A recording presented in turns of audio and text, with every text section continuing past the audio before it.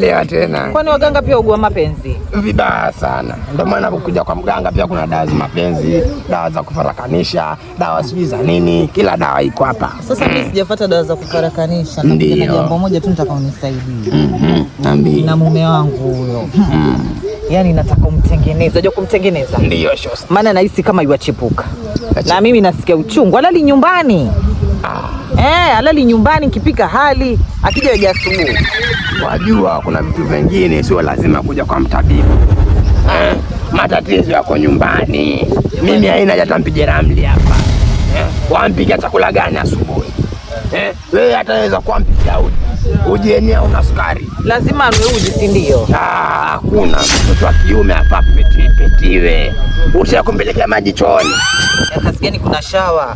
Mtoto wa kiume afuatiliwe maji, karafuu, mdalasini, pilipili manga, nini rosti na yoga tunajisikia mwili active. Ushaye kulala naye masaa 77. Sasa mimi na biashara zangu za majungu. Haya, si ndio na wale kimoja chali tayari baby vava. Hakuna hiyo, mtoto wa kiume mpaka aseme enough is enough.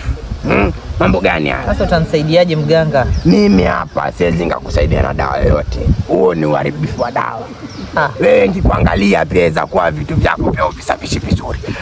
Afa utakate vizuri mtoto wa kike. Hebu niangalie mimi mwenyewe nilivyofanya. Hebu niangalie. Mtoto wa kike hufai kupoa. Mtoto wa kike kaa kwenye kioo. Masaa 3 jipare mtoto wa kike. Sasa mbona kambi wanichana? Kipodoje.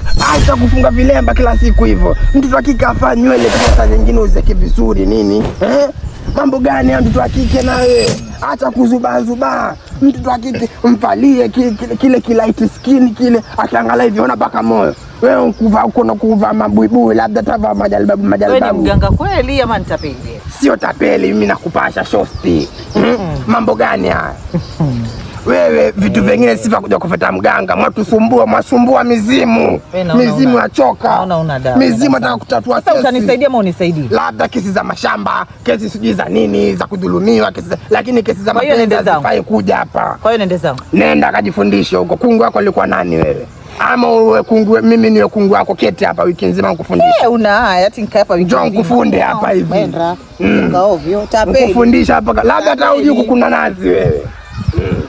Mtoto wa kiume ampikia vitu va kukaranga kila siku. Mpikie vitu vya nazi, vitu vya tuitui. Mtoto wa kiume ajisikie kweli nimeoa mdigo.